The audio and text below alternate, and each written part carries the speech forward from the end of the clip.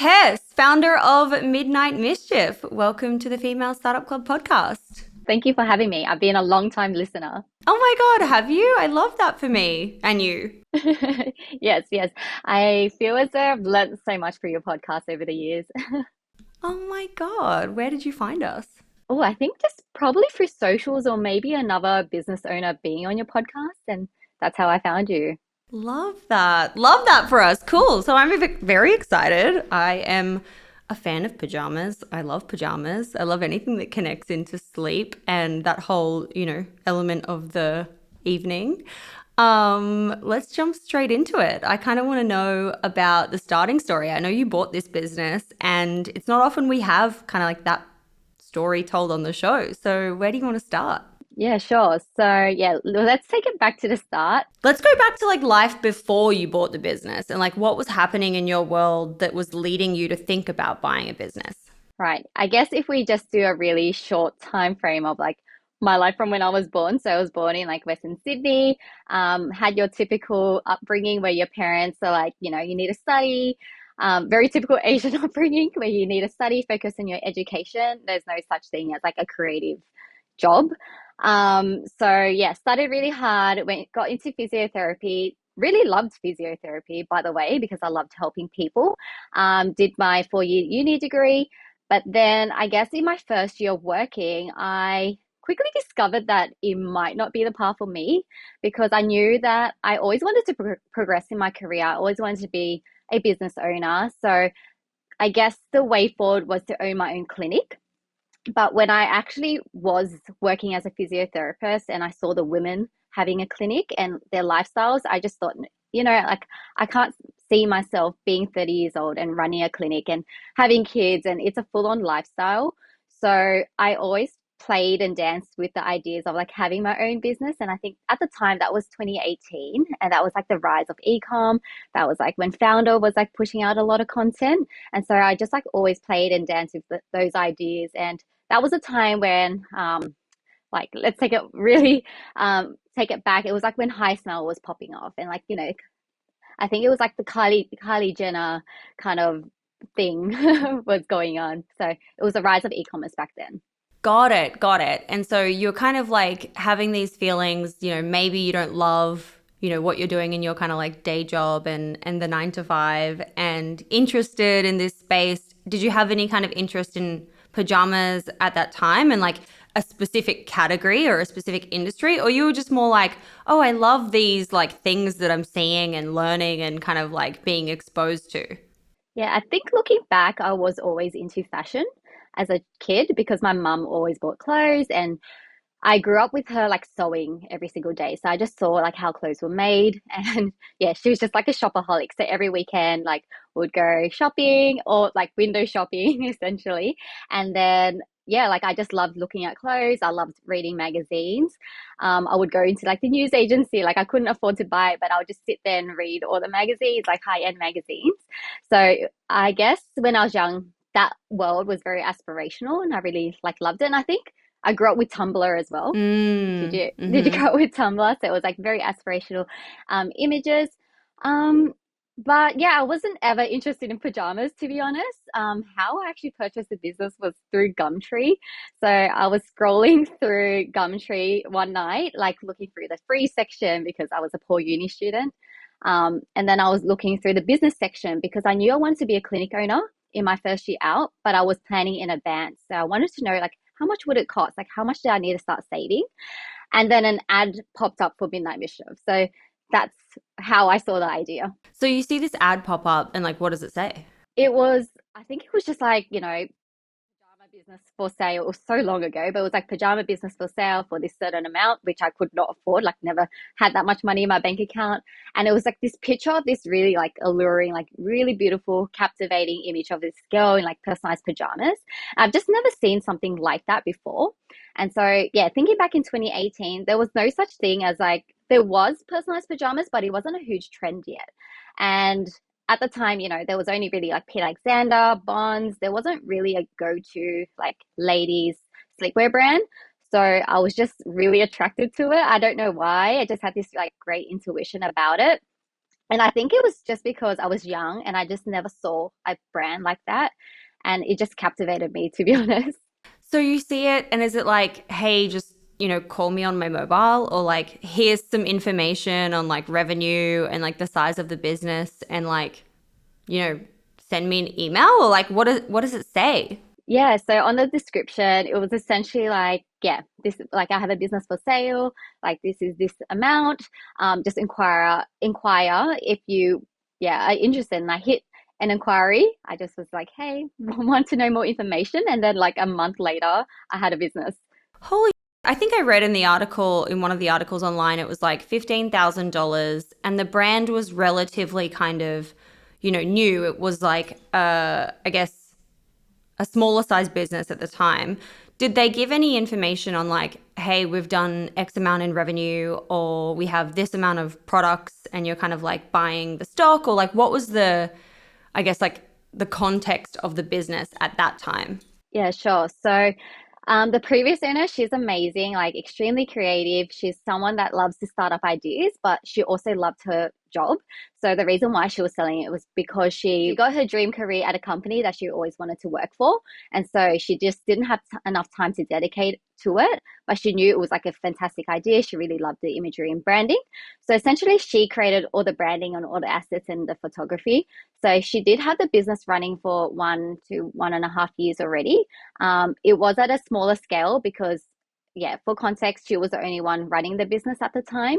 And I think it was more so a passion project rather than a full scale business. So I didn't, when I purchased the business, it wasn't as though I purchased like, or not purchased employees, but it didn't come with employees. And when I did purchase it, it was essentially just like the website, a few pajamas, and kind of just like the data behind it. We had like a few customers, um, like a few thousand Instagram followers, but it wasn't anything like it wasn't like a full scale business.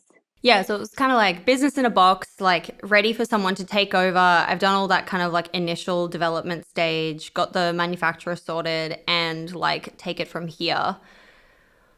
Did you negotiate on the price, or were you just like, yep, 15 grand, here you go, here's a bank transfer? Yeah, so I definitely negotiated on price. I think initially it was I don't think I can say the number just out of respect, but yeah, it was definitely a, a lot more than that, 15,000. And so then I yeah, just tried my best to negotiate because all I think I only had like $10,000 in my bank account at the time because I was very bad with saving. I was like you're very typical when I got out of uni, like I had $0 to my name because I just spent it on traveling. I got the travel bug out of me. I went to Europe and did the whole thing. So I only had about like $10,000 in my bank account. So I had no choice but to negotiate because I yeah couldn't get a bank loan. Um, and then we finally settled at 15,000. And then I asked my sister for, I think it was like $2,000. And then my partner for like $3,000. And like, I never borrow money off anyone. So I had to like work really hard to pay them back really quickly. I love that. I love this story. Okay, cool. So a month later, you own this business, everything kind of gets transferred over to you. Like, what do you do? What do you do, immediately after? Like, what's the first day on the job like? Yeah, I think when I got it, I was like, what the hell do I do? But luckily, yeah, in the contract beforehand, I knew I was someone that like I'm very risk adverse. Like I don't like I always played with the ideas of having a business, but I just didn't want to spend money. But I think with this, I thought, the idea is there. I just have to go all in or I won't do it at all. But in my contract, I did put in there that I wanted to be mentored by the previous owner for 6 weeks. And we kind of set out a schedule of like what I need to learn. And then she just helped me understand like retail. And because she had a background in retail, that's why she was able to help me with the pricing. And she knew how to manufacture, she knew all about branding already. So she quickly upskilled me in like the basics of running a business. Got it. Got it. Okay, cool. So I read that it took you like 2 years to get to 2 million in sales or something like really amazing, really impressive. You're still working during this time. I kind of want to dig into like the playbook of getting to your first 100 grand in sales and then the playbook to getting to that first million because they're such different playbooks and like the first 100 grand is like, it can be really difficult and it requires a lot of that like input to get that kind of product market fit or whatever. So at the beginning, what is your kind of like daily actions and things that you're doing to get sales and get to that first 100 grand? Yeah, so I think looking back, like I initially just had to like order my first 100 pair of pajamas, because we like when I purchased a business, I didn't have any stock. But honestly, I really didn't have like any idea of like I didn't have any idea of what I was doing. So I think my first thing I wanted to do was just try to post on Instagram every single day, like really high quality imagery, and just get really consistent with that. And honestly, like in 2018, like 2019, there wasn't really any traction because I honestly didn't know about ecom. So the previous owner, although she had a lot of retail experience, that was more like bricks and mortar, whereas she didn't really know about the e-commerce space. Like she knew a little bit of like, oh yeah, you should run Google ads or you should boost a Facebook ads post here and there, but it wasn't as though she wasn't in that space, so she just didn't know. So honestly, it was very organic at the very beginning. It was practically, we'll just, on the first page of Google, like whatever sales trickled through the door, it would come through. And then luckily we did have that customer base from before. So I did have that email list. So, when it came around to Black Friday, I was able to message everybody and tell them about like our products. So that was like our first few sales. But honestly, at the beginning, it was very, very slow. And then what kind of changed? How did it start getting to like, yeah, that first like, how long did it take you to get to 100,000 in sales, or like, a meaningful kind of like, yep, okay, we've got product market fit. Like now it's the time to expand further. Yeah, I think it took about a year, perhaps maybe like end of 2019. I kind of got a grasp of a few more things. So yeah, initially in 2018, I was just posting organically on Instagram, trying to figure things out, just listening to a lot of podcasts and trying to learn things from there. And I remember listening to a podcast from like the High Smile guys, and they said, okay, like we grew through influencer gifting. So I honestly just like reached out to like a million girls, just to see if anyone would take my product. And I probably got, 5 replies. And then because I was like very frugal, I would like ship them in like the letter packages. And I was just hoping that it wouldn't get lost, but I couldn't afford, like $10. Like I wanted to ship it on the lowest cost possible. I'm just like telling that story because like that's where I started, and I understand. And it's Like, important. It's a great hack that you're able to do. I love yeah, that. yeah. So yeah, we sent it out, and then we started to get some traction when girls were posting. People were like, "Oh, what's that brand?" Because they haven't seen like a product like that before. Personalized pajamas, that it didn't tap that influencer world yet. So, yeah, I tapped into that, and we started to get more sales organically and more interest there. And then there was one time where when you get cold outreach emails. Get a lot of those. Yeah, some guy from who knows where, he was like, "Oh, I'll run your Facebook ads for you for free. Just like give me your passwords." And at the time, I was very naive, and I just thought like anyone who wanted to like reach out and help me, like they had my best interest. I was like, "Yeah, sure, go ahead." Like I gave my password, but he actually turned out to be like pretty cool. And he like taught me about like Facebook ads, like because I was just only boosting posts. So I thought that was Facebook ads, but going behind like the Facebook ads manager, and he was like, you can target people, you can do this. And I was like, oh wow, there's a whole world behind Wait, it. wait. This guy reaches out to you and he says he'll do it for free, flag number one. Yeah, Then he asks for your password, number two, flag. You give it to him, and then all of a sudden he's actually a good guy and like yeah. helps you. This is like not where I thought this was going. Wait, what? Why? I So, know. but why did he help? Was there like a commission on the sales sold or something? Think he was just like beginning in his career of like Facebook ads advertising. So he was offering that as a service and being like, okay, once I do that for you, pay me $1,000. But I didn't end up going with him because I was like, oh, $1,000 is way too much. Got it. Okay. So he kind of like teaches you or introduces you to the world of ads. And this is like basically a bit of a turning point where you're then like, okay, ads is how I'm going to scale the business. Hmm. Yeah, exactly. And so are you doing it yourself, or are you like, no, I need to hire someone? Yeah, then I went to an agency, like the cheapest agency I could find. And yeah, once again, big mistake, because they took a commission off my sales. But at the time, I didn't know. Like, I just went with like the cheapest option possible because I didn't have money to pay like a bigger agency. So I went with them, but they were really good. Can't deny them. They were amazing. And then I think my other big win was PR agency. So I was working with a PR. Well, I wasn't working with a PR, but I was holding an event with like a charity.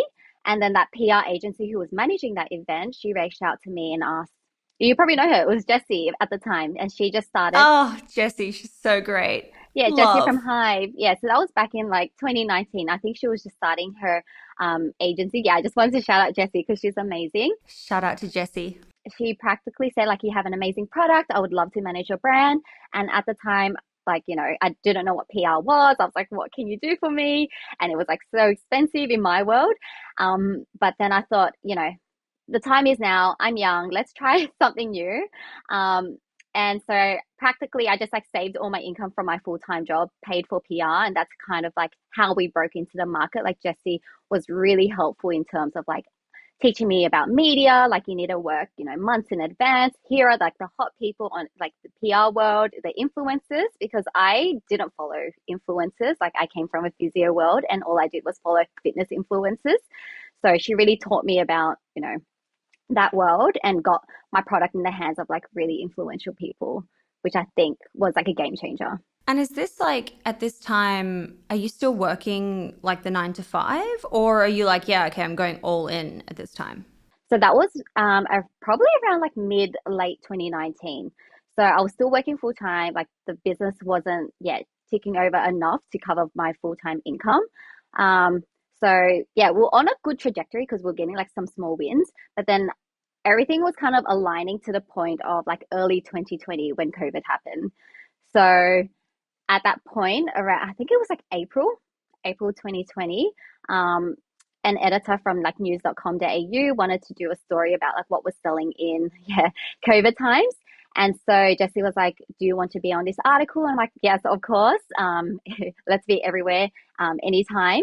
And then I remember that article went up live on news.com.au, and yeah, like our sales like quadrupled in one day. It was like insane. What? Yeah, yeah. What was the headline? Oh, it was just like products selling like hotcakes in like during COVID. And then we'll align with a lot of like not a lot, but maybe like three really much bigger pajama brands, and that just really elevated our brand. Right. And had you kind of before that time, had you been like, I need to get to X amount in revenue, and when I hit that amount of revenue, that's when I can quit my job? And what was that number? Like, is that the kind of 2 million? Because I've seen a lot of those articles where you went in that first 2 years to 2 million in rev. Where was the quit my job moment? Okay, so looking back, I definitely I definitely quit when it was a bit too late, and I had a revenue goal, but once again, I was growing so quickly and I didn't really have a grasp on business. So I didn't honestly like everything was running off of Excel. Like I didn't have like Zero or any accounting system until much later, probably in like 2021, 2022. So my finances were all over the shop and I wasn't even sure if I was profitable. I was kind of guessing at the time. Like I didn't really have a good accountant. And I'm just stating this because this is the reality is if you don't like come from that business world. Yes. So I definitely made all those mistakes. So I think I remember I was like, oh, when I hit $30,000 in revenue a month, I'll quit my job. But then that kind of bar went higher and higher, more because I was scared to like take the plunge because I wasn't sure as well, like whether my income was covering my current income. Um, so I honestly just quit when I couldn't handle it anymore. So when I reached breaking point, I think the business was doing, yeah, definitely over like 100,000 or maybe like $200,000 in revenue. And I just A couldn't, month or yeah, a in month. the year? Yeah. Yeah, Okay, got it. yeah, in a month. And then I just couldn't handle it doing my full-time job and doing that. I was reaching my breaking point and that's when I quit. So I wouldn't recommend that, but that's what happened to me. Wow, cool. What an amazing story. I love this. I want to kind of dig into like, okay, you quit your job, you're doing, a couple 100,000 a month. What are you doing then to kind of like maintain that? Like, what is the, like, is it, still PR? Is it absolutely like ads are the kind of main revenue driver? Is it influencers? Obviously, there's a mix.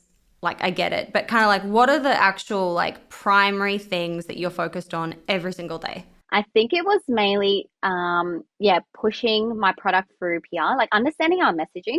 So, for example, in 2020, we really just really honed in like the work from home messaging, and then also like the mummy and me, because that was a trend that like no one really hit. So we just like went hard on that, like tried to be on all the mummy influencers, paid influencers, and then I also went hard on ads. So, I think when I first started on ads, yeah, spending about like $50 a day, and then we just like I was just like to my freelancer, like if if the roles is this and we're hitting these numbers, let's just like go hard at it. And she was just scaling it up. And at the time, I was paying someone 500 New Zealand dollars to manage my ads a month, which is like crazy cheap, right? So it was just like, yeah, it was just like a really good mix at the time. Like everything was very low cost because I was doing everything. Um, and yeah, ads back then were like really, really cheap. So it was really easy to scale. Is this like pre like the iOS iOS, yeah. 14 updates? Yeah. When there was like the it's the world of 40 rowers and like the crazy the crazy world of Facebook ads that never returned.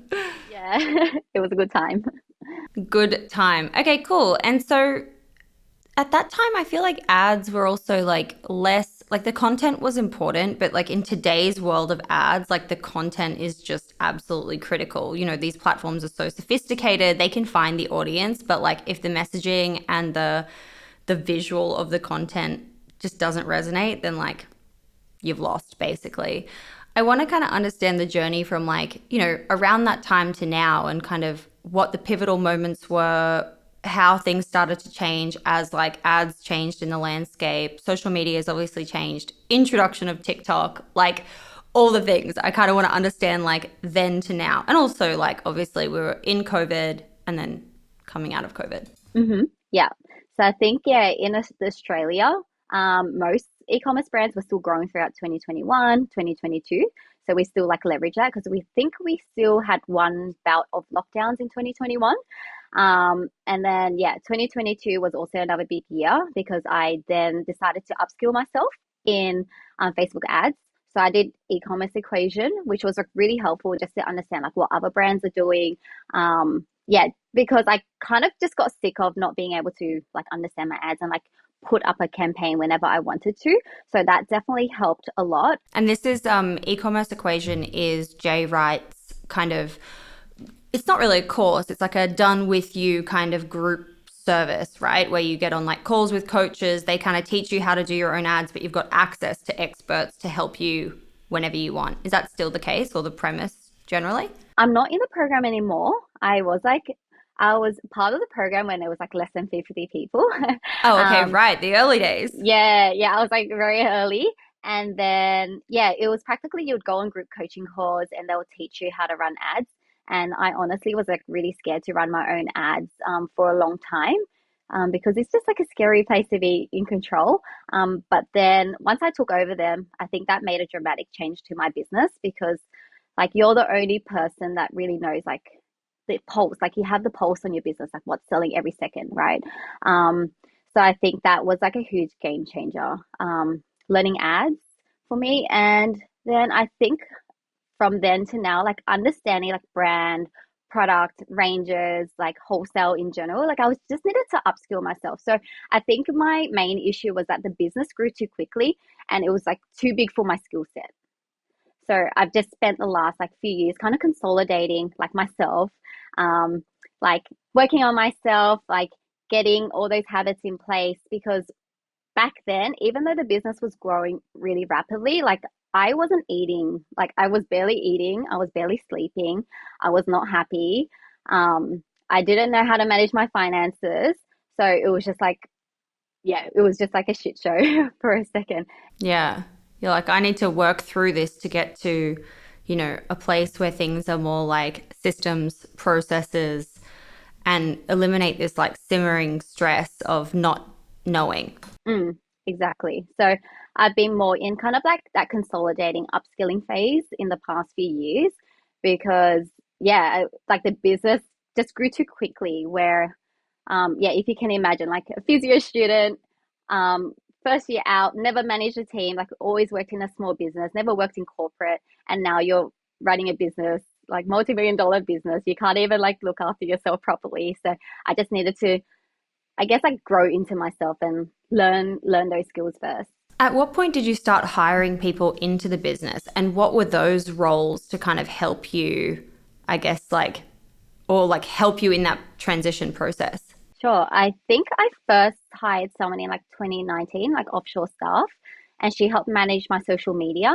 And then I was honestly still doing everything in like 2020. So that's why I was extremely burnt out. And I just didn't know how to delegate. I I didn't have that skill set. I didn't even know how to do it. And then I think 2021 was when I started to bring more offshore staff. And once again, that was a decision because I was just scared. Like I wasn't sure about my numbers. I just wanted to keep everything low cost. And what were they doing? Those like offshore talent, what were the kind of roles or like, deliverables or projects that they were really focused on? So then I ended up, yeah, hiring 4 full-time staff. So one was managing my customer service. One was doing all the influencer outreach, management, PR, pitches.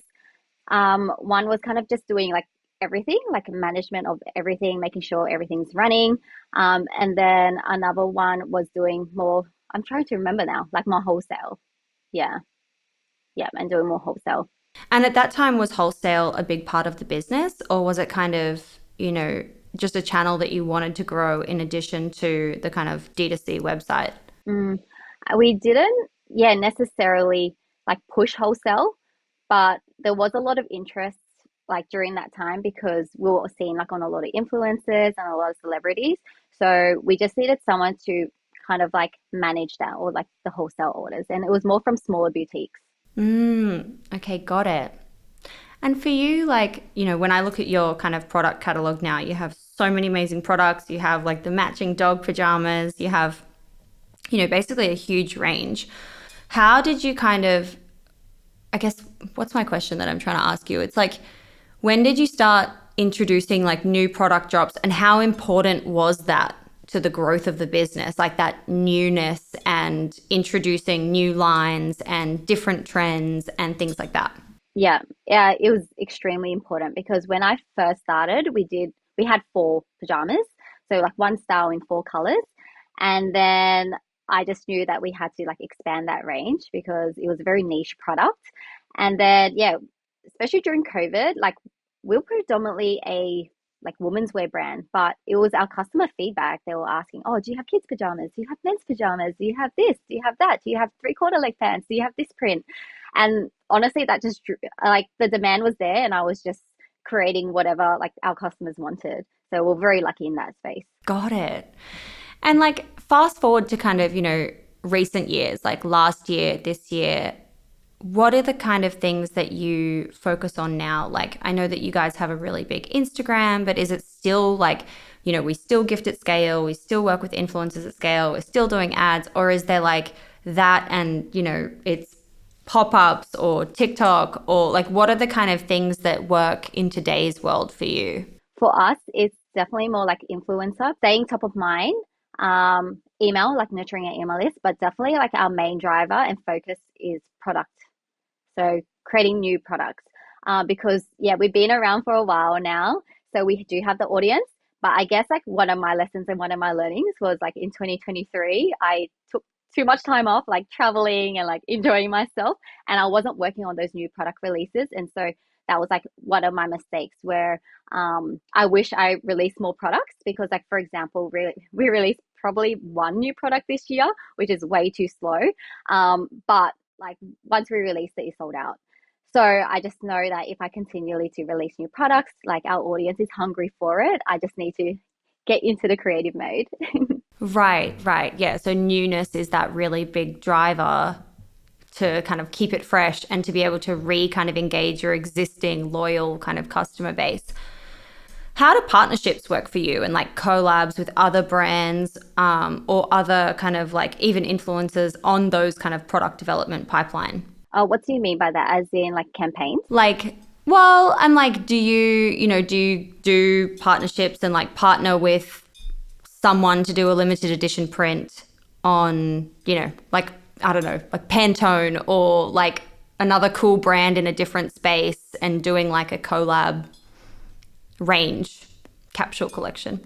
We've only done it with brands so far, where they've reached out, but not necessarily done it in like a big marketing campaign.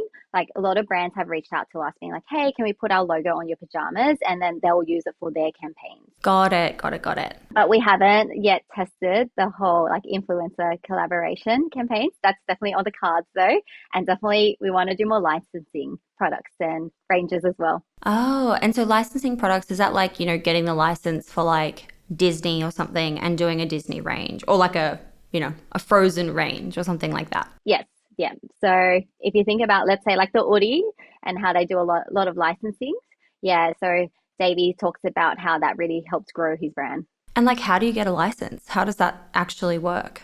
Ooh, I'm still in the process, but essentially, you can reach out to them. A lot of them do have like licensing deals. There's even an expo, I believe, in Las Vegas. It's like a licensing expo. So if you really wanted to, you can go there and talk to the people and like get those licensing deals there because they're also there to make money off you. Right. So basically, kind of like you reach out, you pay some kind of upfront fee, and then you pay based on like units sold a commission or something like that. Yeah, I believe so. So, like I said, I haven't like gone through the whole entire process yet. But essentially, yeah, you can either negotiate it's like retainer or it's like a royalty fee of every product made, and then you kind of negotiate with them on the whole deal. That's so cool. Is there any like teasers that you can drop of who you're going to Oh, be doing some licensing deals with? not just yet, but let's just say key moments around like Easter. Oh, okay. Great. Fun. So think about that. Who you could license with in Easter time? Family. Okay, exciting. I love that. Okay, I want to understand like more about, Instagram seems like it's your primary kind of channel and, I think you have circa 80,000 followers on there.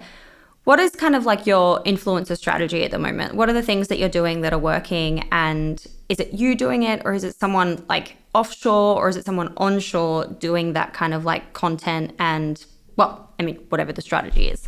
Yeah, so I do have an Australian freelancer, and I found like that just works because they like are really interested in the market. Whereas if you have someone offshore, they're interested in their own world, right? So that's kind of like I have Australian freelancer, and then she has like an offshore assistant to do all like the tedious work. So yeah, we still do influencer send outs. I think our big recent win was like in Valentine's Day. Tammy Hembrow posted one of our send outs, which is pretty cool. Oh my God, that's so cool. I love that for you. What's the impact on something like that? Oh, so there was a lot of interest, but I think at the time our product it was like red pajamas, and it was posted on Valentine's Day, so it wasn't like if it was posted earlier, perhaps maybe people would have wanted it to, I guess, buy that as a product, but it was like on the day itself, so it was a bit too late for that moment. So yeah, my advice is if you do want like I guess, for example, if you want more sales for Mother's Day, like do those campaigns in advance and like paid campaigns in advance because then it gives like your customers some time to think about that product and then ask their husbands for that ask their husbands to buy for them. Send the link. Yeah, exactly. So yeah, there was definitely a lot of like interest and brand awareness because I know that my friends, for example, they were flicking it across to me, being like, "Oh my gosh, Tammy Hembrow posted," or during that campaign, they're like, "Oh my gosh, I keep seeing your brand everywhere." So even if it wasn't like direct increase in sales, it was definitely just like keeping your brand front of mind. Yeah, very much like top of funnel. And like for you now, what are the things that you're like, yeah, I just know that if I invest in this, I get, this ROI. Like, and I know again, it's like a lot of different things, and there's creators or UGC, or there's ads, or there's PR, or there's like long term, more of a Google kind of SEO strategy, like all the different things. But what are the things that you're like, today, this is what's important to invest in? Like, this is where I am happy to spend money because it's working. Okay, I think um, for me, for example, our bridal range does really well, and it's because yeah, our product is unique in the market. It's in demand. Like brides are always wanting to spend money on our products. So it's honestly just like figuring out your offer, like your offer in the market. Like for example, if I was trying to sell summer pajamas right now, like no one will buy it, right? Because it's just like not the time in the market. So figuring out like what's actually working, like I always try to look at, what's actually been selling in the past 7 days and focus more on that. So, if we're getting big orders through bridal, then I'll just focus on that bridal messaging, like spam it through organic socials, through our Instagram, because that's where most of our audience lies. And then I honestly just target a lot through ads and like just really hone in on that messaging. So for example, we have a Christmas in July campaign right now. So we're selling Christmas pajamas in July right now. And that's just a way to get ahead of the competition, be in front of people's minds. And I just like am very competitive in that, like if they're buying Midnight Mischief now, like they're not going to buy another brand for Christmas, right? So, or some customers only come to us like for Christmas pajamas. So it's like giving them that option to shop with us early. So it's just, yeah, my main focus is like product offer, and then amplifying that message. Yeah, I love that because it's like there's like the kind of editorial calendar of things that are happening in the year that you can like cling on to, i.e., Valentine's Day, Easter, Christmas in July, Christmas, blah. But then there's also life stages, bridal party, bridal moment, whatever other moments that are like life events that you can also tap into. And so when you think about how many moments there are in a year or in someone's life, like I love that. And then all the fun stuff like the matching and the dog pajamas and stuff like that. So cool, so interesting. How fun. Just circling back to a second for this kind of like, we were talking earlier about offshore talent, and now you have obviously a mix of onshore and offshore. What is the kind of roles that you still outsource to offshore talent? And like, do you recommend that kind of for, if someone's listening and they're in that early stage and they don't have the budget to like hire full-time staff or hire, on the ground kind of team members, what should they be thinking about with offshore talent? I think you can definitely offload customer service. It was probably a little bit trickier like back in 2018, but now, for example, ChatGPT exists. Oh my God. Yes. Yeah, it's incredible. I think there was a lot of issues with like English and like tone of voice and everything like that. But for example, ChatGPT, you can just pop in your customer service manual and then like, get, if they have a customer inquiry, they can just pop that customer inquiry in there and it'll type a response. So it's like so much easier now. Whereas before, yeah, there was a lot of teething issues in terms of like, you're not writing the message the right way. So that has definitely made like everyone's life easier. And I definitely recommend outsourcing your customer service as soon as possible, if possible. I still would recommend you to like do your customer service because you get that feedback. But once again, I always ask my VA, like at the end of the week, like, what's the customer feedback? What are they saying? Is there anything, like, is there a complaint? What's a positive? So that just helps you keep in touch with the customer side as well. I think social media management, like scheduling everything is important because that's a lot of time wasted if you're doing it yourself. I think those are the two main things that you can do. And yeah, if they can do social media management, if you have the content already, like they can schedule everything and like repost on every single platform, and that can really help you. What would you say like to a small business owner listening in right now, like what not to invest money on, like what you should not be spending on, and kind of like, based on lessons learned, what are the like things that are easy traps to fall into? Like you can just drain money, not get results, and then be like, that didn't work. I think what happens is a lot of people pay a lot of money for Google Ads, like a lot of agency fees for Google Ads and SEO.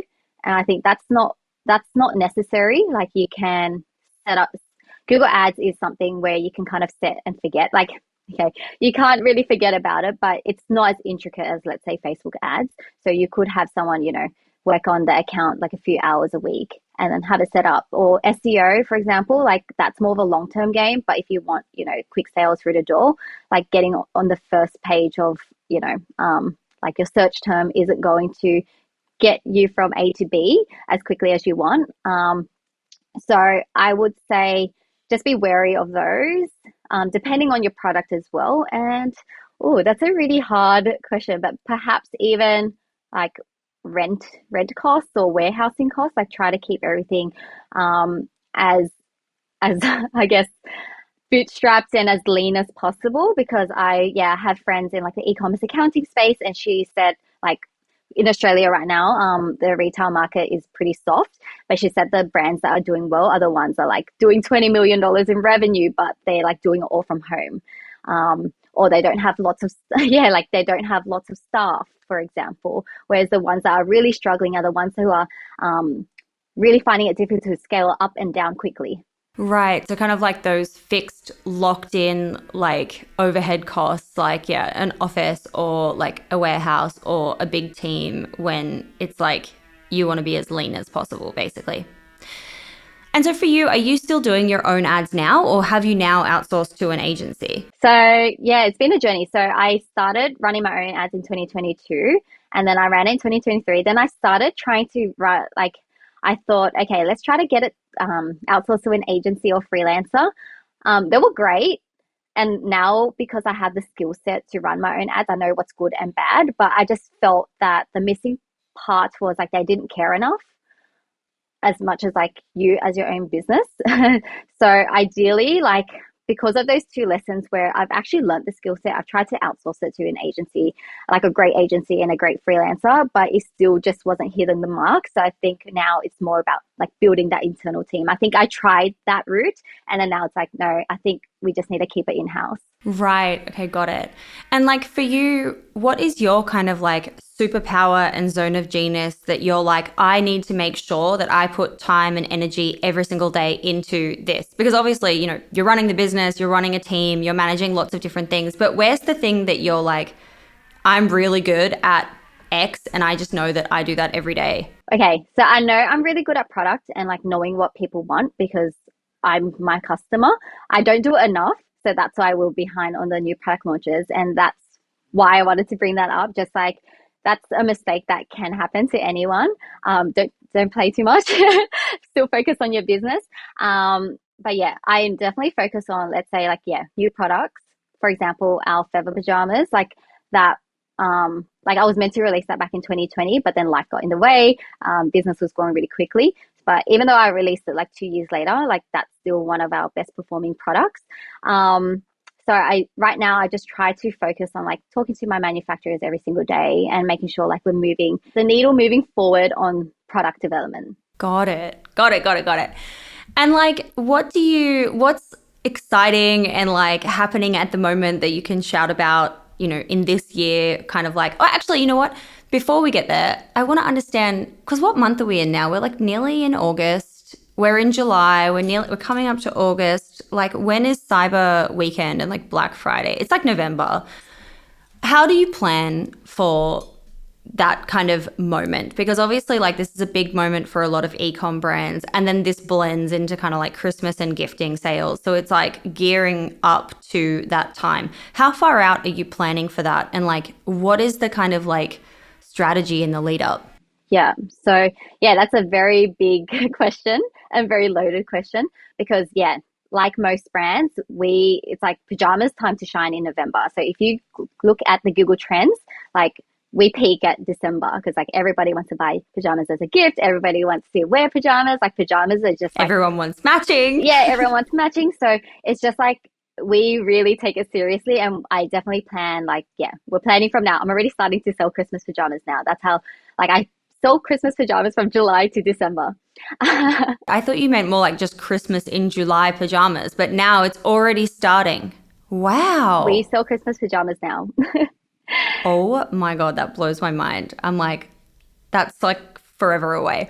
Okay, Yeah. wow. And so are you kind of like already now you're like, you know, forecasting and doing your projections on like how much stock you'll need for Cyber Weekend and like what the offer is going to be and what the product range is going to be and things like that?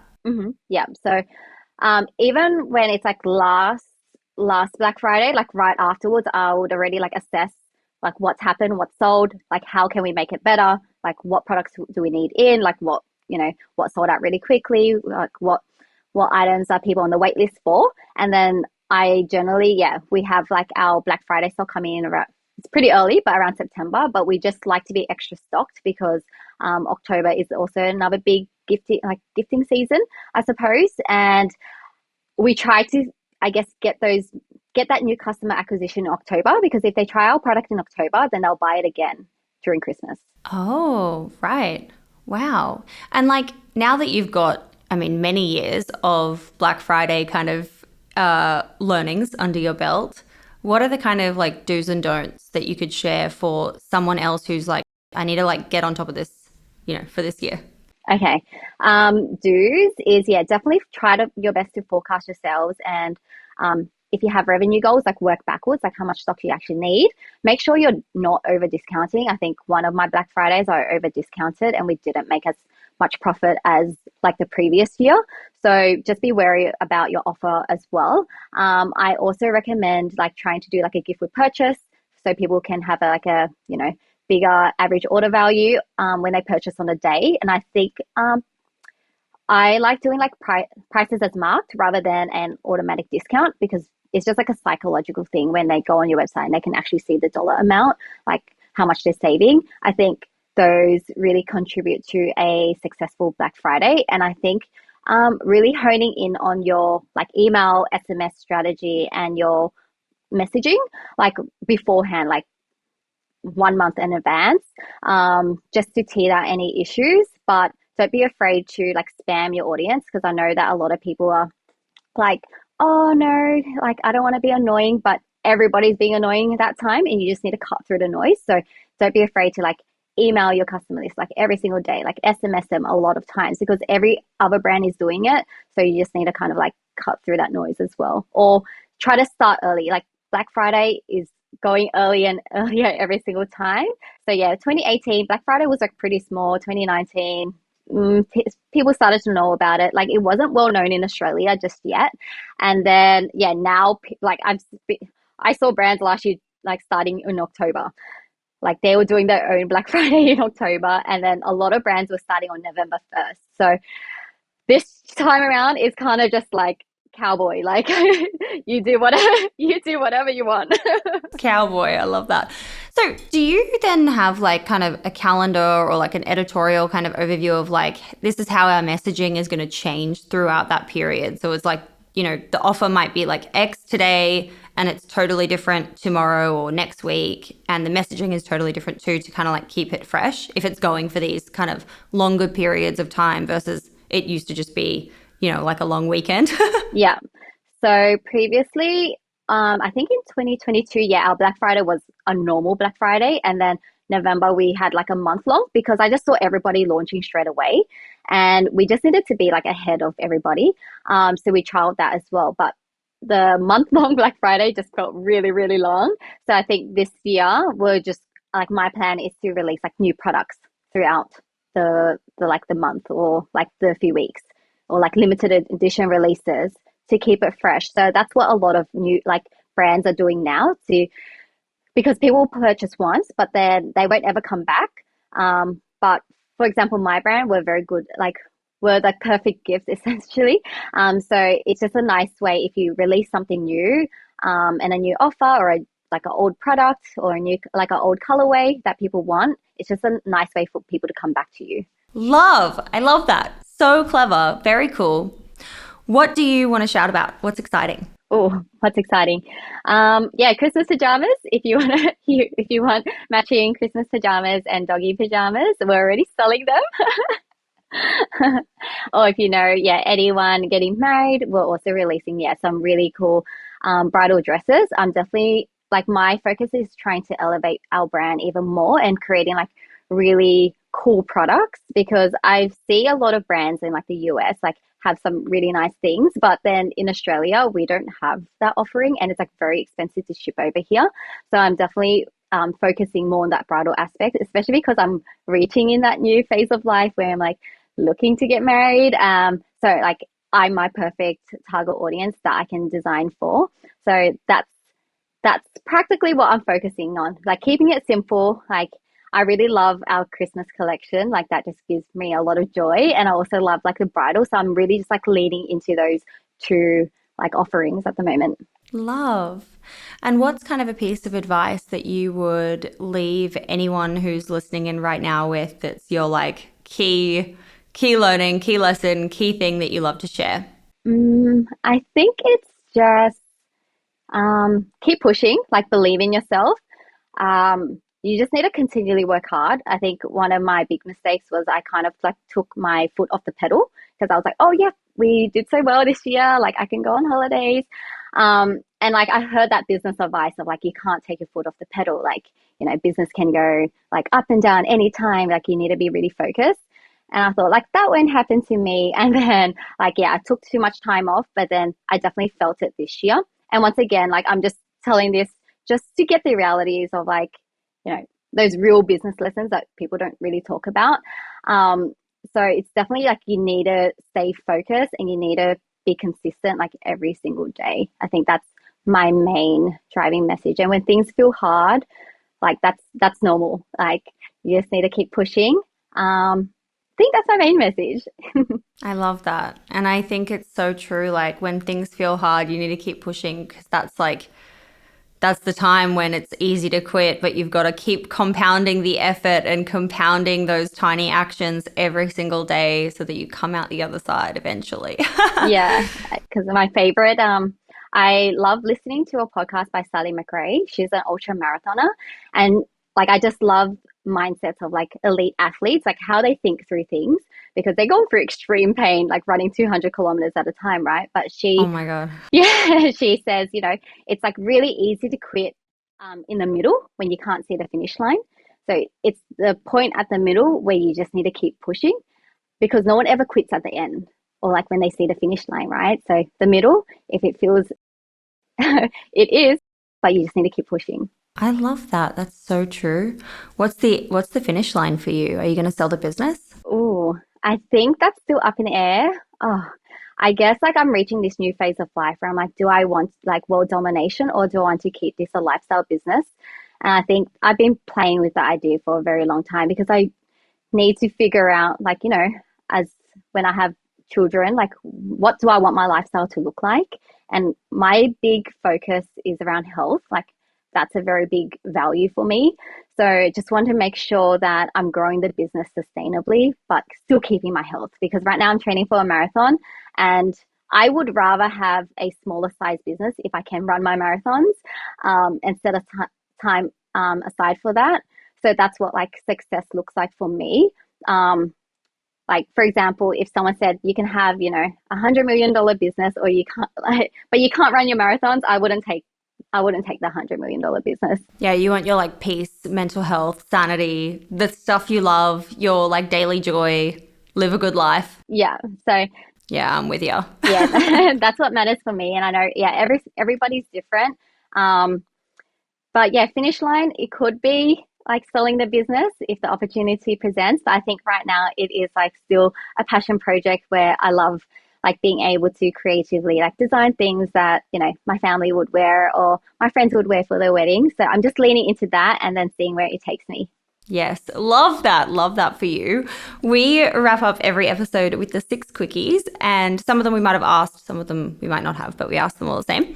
So, question number one is what's your why? Why do you wake up every day and build this business? I can these be like long-winded answers? You can answer however you want. I call them the six quickies because that's what we did from the very beginning, but like they're never really quick. I think I wake up just trying, like, being really grateful for my life and just trying to be the best I can be because I know that I'm very grateful to live in Australia. My parents, yeah, came from Vietnam, refugees, grew up in the war. A lot of my cousins are still back there. They didn't have the opportunities that we have.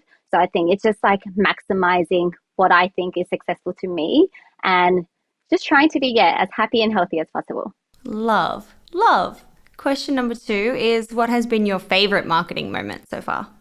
Oh, I think right now it's the Christmas in July because like no one else does it. And honestly, it was because I saw KFC do Christmas Christmas in July campaign, and I was like, oh, that's cool. Like, why can't I do that? And then yeah, I started that campaign in 2022, and no other pajama brand has started like selling pajamas during July. So yeah, I think I'm like pretty proud of like creating that. That moment. I love Yeah, that for that you. moment. You already recommended, one podcast that you listen to for Sally, but what other kind of business resources do you go to, or like creators or YouTubers or books or podcasts or newsletters, whatever? Who are you going to learn from about business? Okay, I'm going to sound like a sucker, but obviously your podcast. Oh, thanks. Yeah, I think like learning off a lot of other business owners, like who've been there, done that, is so important, especially females. I think we definitely have our own unique challenges.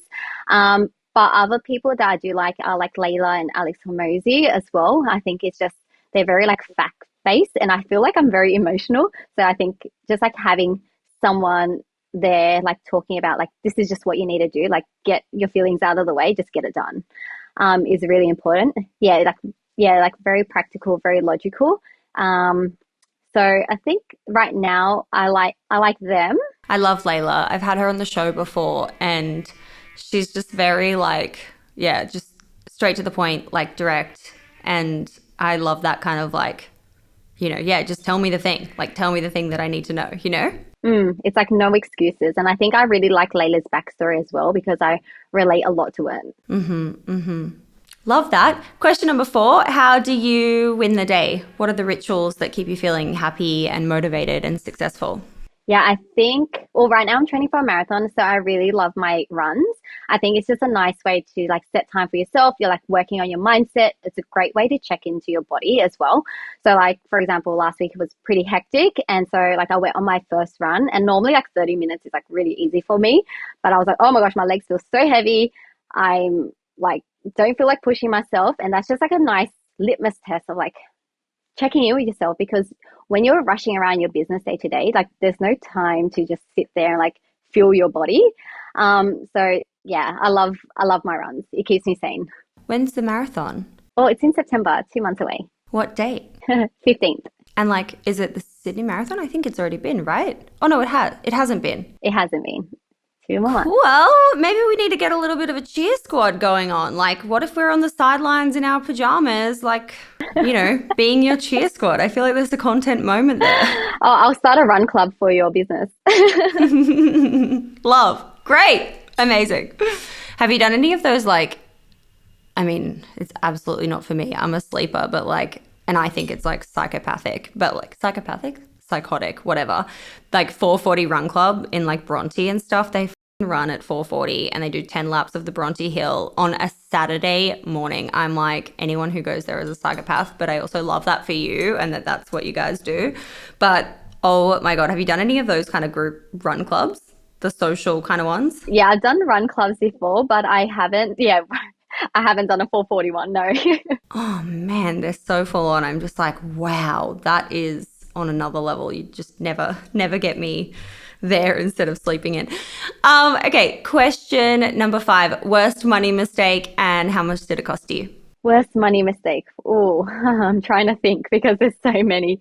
Oh, give us a couple. Doesn't have to be the worst. Let's get to the worst, but give us whatever you've got. One that comes to mind was like I was going to engage with a wholesale agent to sell my pajamas into a lot of boutiques, and she was like, yeah, like release all these pajamas, like get all this stock in for me. And then my big mistake was not signing a contract in. So then like a few months later she was like, oh sorry, like a few things have changed, I don't want to take on your brand anymore. And I was like, oh I have so many pajamas and I just needed to like sell through them. So that was one big money mistake. Probably another one was like an order mistake. Like I ordered in a lot of like bamboo shirts, not realizing that that's not what my customers wanted. I just thought that's what they wanted. But our customers come to have those like bougier, nicer luxury styles. But then, yeah, bamboo shirts, like everybody sells bamboo shirts. So yeah, kind of like ordering mistakes, shipping mistakes. I think at the very beginning, I didn't even know like sea freight existed. So I was air shipping everything through DHL Express. So, yeah, so very expensive mistakes. And perhaps maybe one last one is not having my finances up to order and being hit with a huge tax bill that I didn't realize was going to happen. How much was it? Oh, definitely like over 100K. Oh, hate that for you. Yeah. That stinks. Bad mistakes, but I think, yeah, it's all learning lessons. It's all just like, yeah, teething issues that if you don't come from business, like you're bound to make those mistakes. But I always think that, you know, those you're making smaller mistakes so you can be better to manage them at when you're bigger, right? Because imagine if you had, you know, $1 million tax bill, like that would have ruined me, I feel. Totally. Totally. And I think it's like in business, there are just bad, like, it's bound to happen that these like bad things kind of like come up, whatever, mistakes or just circumstances arise. And like you have to be prepared for that because it's not ever all rosy. Yeah. Last question, question number 6. What is just a crazy story, good or bad, from your journey?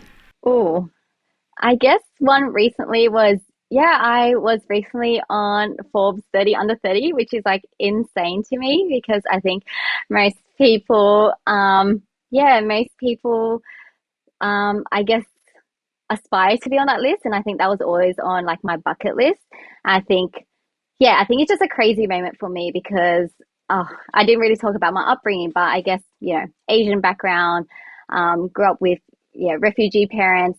It, that's not expected for someone like me.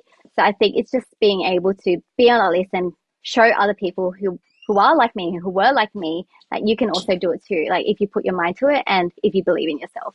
So I think that's a crazy moment. That is a crazy moment. Congratulations. I think when I met you that night we went to Hot Pot, we were celebrating. You had just won the award, I think, Yeah, yeah. that night or that day, or that, in that time. I love that for you. What has been the impact of that award, since then? And like, how does that award come about? Like, if someone's like, that's a dream, what happens? So to get there, so this was back in like late last year. So that was on my list. So I honestly just like YouTubed how to get on that list. And then I also asked a friend how she got on. And she said, she didn't give me much information, but she just gave me like a little background. But then I went on the website and you can nominate yourself. So I got my PR to do it because, yeah, they're the best at, making you look the best, I suppose. So she did that. And then a few months later, in May, they reached out being like, hey, you're a semi-finalist. And they gave you a huge form to fill out. So I spent like 2-3 hours on that application. I was on holidays in Vietnam at the time. So I was like, no, I'm not going to dinner. Like I need to finish this now. And the funny thing was like, I didn't know that they reached out to me because I was on holiday and they were trying to reach out to me through LinkedIn being like, hey, check your emails. Like you need to submit this like end of today. So yeah, that happened. And then I think like midway through that process, so that was back in March, and then a few weeks later, they asked you like fact check and verify a few like numbers and things like that. And then in May, they just like emailed us being like, "Hey, you're on the list," and they published it. And yeah, that was it essentially. So Oh my God, that's so cool. So, what is the criteria that matters to them? Like, is it revenue and kind of like size of the business, or like what are the things that they're looking for? I'm honestly not too sure, but I think like in the form itself, they did ask a lot about like background and like how much funding you got or like did your parents help? So I think they take all of that into consideration, like you as a whole. And I think they do a lot of background research because like when they did write my bio, like some of the information that was in it was like information you could only hear like through a podcast. So they definitely like listen to a lot of podcasts. So if you do want to go on that list, I definitely recommend to, I guess, like social proof yourself. Like in the lead up to that, like I started posting on LinkedIn more. I had already a few podcasts out. I had news articles out about me. So there was a lot of like proof that, I was real and I was alive and actually in the space. So that would definitely help you get on that list a lot more. Oh my God, great tips. Thank you so much. This was so awesome. Thank you for coming on the show and sharing all of these amazing gems. I am so excited to watch kind of the next few months and what happens with the licensing and what happens with Cyber Weekend craziness. Yes. Thank you so much for having me on. I loved it.